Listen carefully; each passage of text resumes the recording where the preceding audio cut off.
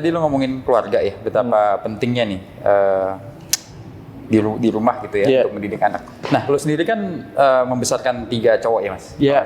Nah, itu lo yang lo ajarin dari awal ke mereka tuh apa, Mas? Gitu untuk melihat concern-nya ada sekarang di dunia sekarang yang tadi lo sempat ngomong kalau kritik itu juga nggak sopan, mungkin harus ada cara segala macam. Itu gue penasaran lo di rumah yang ngasih tahu anak lo apa, Mas? Yang very basic, yang gentleman banget. Basically menurut gue, pertama bagaimana anak lo itu punya fondasi agama yang kuat. Agama ya, Mas? Menurut gue di tengah situasi yang kayak sekarang, itu udah paling fondasi yang paling kuat. Setuju gue? Siap, sama. Setuju. Ya, whatever agama lo ya. Karena menurut gue semua agama ngajarin hal yang baik. Ya, benar. Nggak ada agama yang ngajarin yang nggak baik. Tapi maksud gue, satu itu.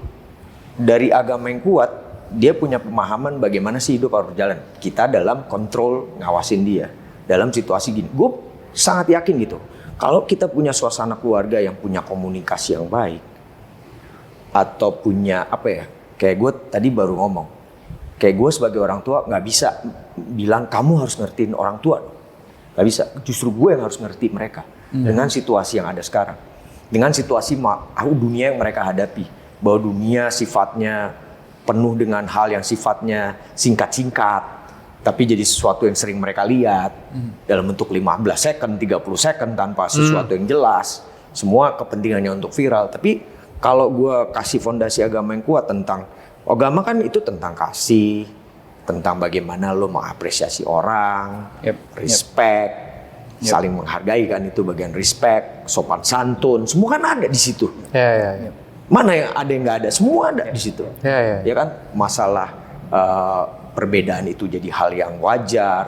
Semua ada di situ. Nah, kedua adalah bagaimana gue juga mempelajari dunia ini supaya gue masuknya ke mereka tuh enak. Bahwa anak sekarang itu memang lebih aktif, lebih diajarin di sekolah. Kalau zaman dulu gue boro-boro, makanya jujur ya buat gue di level yang tahun-tahun gue itu susah banget suruh presentasi.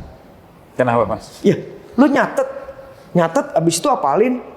Udah, kalau zaman sekarang mereka bikin kelompok, presentasi. Nah, mereka hidup sekolah sekarang kan kayak begitu. Lebih aktif lah. Lebih aktif, lebih dibikin supaya lebih mau bertanya. Nah, bayangin nggak lo kalau anak lo dengan aktif kayak gitu, dia kritis, tapi orang tuanya nggak punya waktu buat komunikasi sama anak lo.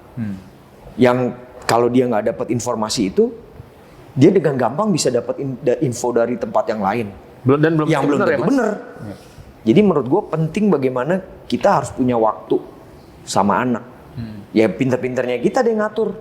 Maksud gue, kita semua punya 24 jam, masa nggak punya waktu sih? Tuhan udah ngasih 24 jam. Kalau Tuhan ngerasa nggak cukup, dia kasih dong 26 jam. Ini 24 jam dia kasih. Harusnya cukup. Terus menurut gue, komunikasi itu harus gue bina terus. Even gue, misalnya gue syuting di luar kota atau di apa, gue nggak pernah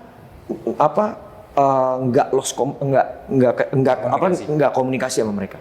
Zaman sekarang bro ada video call, apa yang bikin lo ribet? Sekedar lo pas break semenit, 2 menit, 3 menit, yang penting lo punya komunikasi.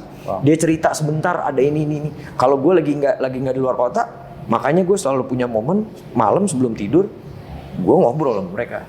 Kalau misalnya gue baru pulang malam gitu, misalnya dia belum mau tidur, gue ngobrol dulu. Kamu udah mau tidur? Ya udah, gue ngobrol dulu di handphone sebentar. Kalau gue agak malam kan mereka sekolah, nggak mungkin dong. Pagi gue selalu bangun pas anak gue sekolah. Jadi komunikasi itu terjalin sehingga mereka nggak punya kecanggungan untuk selalu bisa bertanya ke orang tuanya atau ngobrol apapun. Itu yang gue lakuin sama anak gue ajarin tentang respect itu tadi. Gue menghormati, mau itu pembantu kek, mau orang lain ya, kalau kamu ditolongin ya lo bilang terima kasih. Kalau lo mau minta tolong sama pembantu, misalnya gue paling gampang sama asisten rumah tangga di rumah, selalu bilang tolong. Bukan ambilin ini dong, tolong dong ambilin ini, tolong dong.